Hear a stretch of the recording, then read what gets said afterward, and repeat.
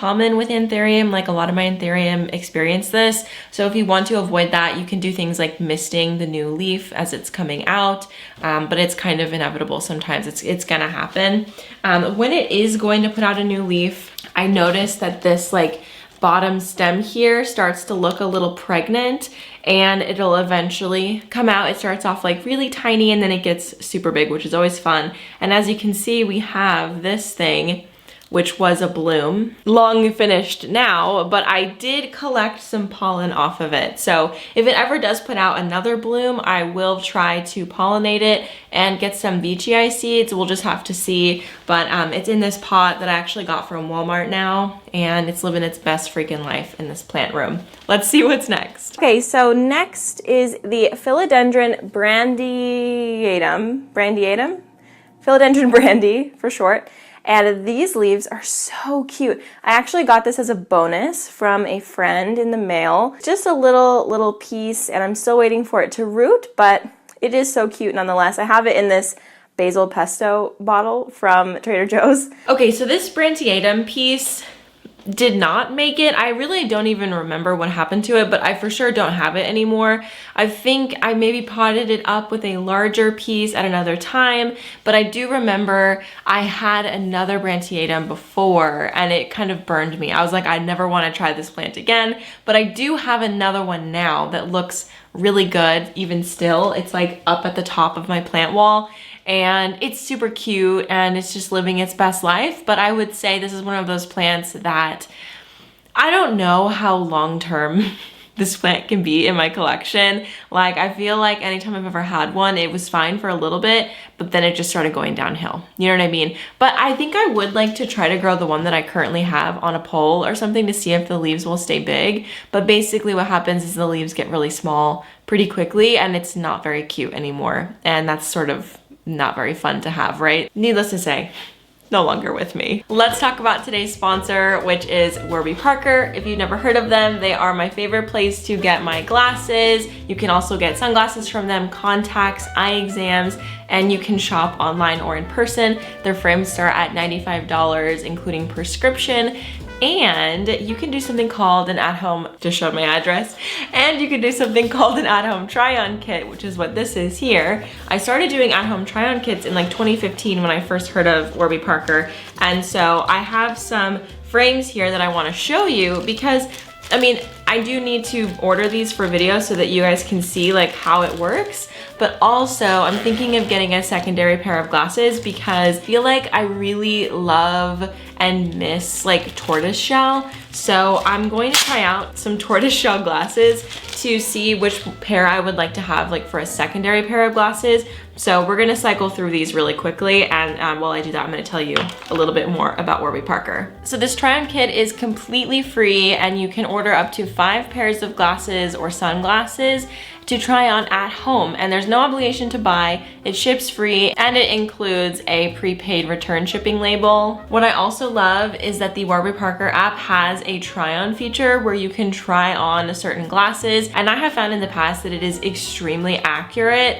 I don't know how they do it, but like, I've done it where I like have the glasses on that I'm doing the try on for, and then I will take off my real glasses, and it lines up perfectly. It's exactly the same. Honestly, I don't know how they do it. It's probably the most accurate glasses try on thing that I've ever seen. But anyway, nothing beats trying on glasses in person, and you can definitely do that. Warby Parker has over 160 in-person locations, so you can definitely walk into a store and try on some glasses. If you live in the Tucson area, they just opened one in the La Encantada Mall, which is very exciting. So anyway, if you are interested in Warby Parker and you want to put together an at-home try-on kit, you can go to warbyparker.com/delaplants. That helps me, that helps you, and I hope that you're super excited to try on some new glasses. I ordered a Hoya Polyneura. It was supposed to be in one piece, so it was supposed to look something like this. But when I ordered it, the seller sent it to me in a really flimsy box, and the plant snapped. And so this piece already had the root system attached to it, and this piece I just cut, I just freed it from the snap and put it in water. It does look like there's going to be a tiny little root coming out, but I'm just not sure. Hopefully the plant will be okay, but it's very disappointing to get this in the mail, so I hope that I can save it. In any case, I did get a refund, so What can you do? Okay, so this is the Hoya Polyneura that I have talked about so many times. I still have it, thankfully. Actually, the piece from the video that I'm showing is this right here, and it is tiny. Not very impressive. One of the pieces actually looks like it's like done with life. This piece looks pretty good. Let me show you close up. I can't say that this is a Hoya that has been like super happy in my care, like by any means. Although I have tried, and I did buy another piece that is a little bit bigger. It's thirsty right now, so you know, don't judge me. It's watering day and I haven't gotten to it yet. But anyway, I do still have it, and it did recover from the box situation that I detailed in this video. Basically, the person sent it to me in like a tissue box wrapped in toilet paper, and it snapped in half. And I think I maybe paid like $40, $45 for it. And then when I told the seller about it and said that I was disappointed and like I just wanted to tell him that and not leave a bad review on Etsy, he called me a Karen. And I actually had to Google what a Karen was because I had never heard this before. This was in 2019. I hadn't heard it before. And I was just like, what? It's probably like the one time I've had a weird experience buying a plant from somebody like that. Okay, actually I've had like two, but anyway. I still have it and I'm trying, and it's thirsty, and we're just gonna let her live. The next plant that I want to show you, I am so stoked. I hardly ever would haul a cactus because I don't know how interested we are in cool cactus. It is a Cereus spiralis, and I just think that these are so flippin' cool. And I was lucky enough to find it at a local nursery.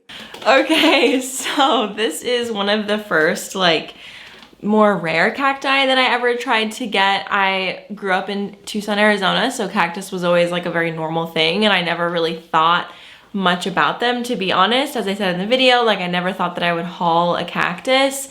But here we are, and here's the update. So it has grown quite a bit since, you know, 2 years ago. I would say it was maybe like this tall 2 years ago, so it's grown quite a bit. And I will say that all of the growth that it has experienced has been living in this house that we currently live in. It is kind of leaning, I'm seeing, so hopefully that corrects itself eventually. But anyway, this plant really did not do very well or look very good in my Tucson apartment. I had it sitting outside on a covered patio, and it wasn't getting enough light, and also probably not getting enough water, because when I moved here, it like, I put it outside in the summertime and it got all plumped up like this. As you can see, she's looking very plump and beautiful. But before that, it kind of looked more like a skeleton. Like it was kind of like, well, you know how cactus get when they're thirsty. It just looked like that all the time, and I could never get it to not look like that. And so I didn't want to keep watering it because I was afraid of rotting it out. And eventually I put it in a cactus box with like a bunch of other cacti in it because I really like the cactus garden situation. But then I just felt like that sort of took away from like how magnificent this cactus is. So I eventually potted it on its own, and it's been super happy. It's sitting in the Tank Green Stuff cactus mix, which I highly recommend if you do cactus.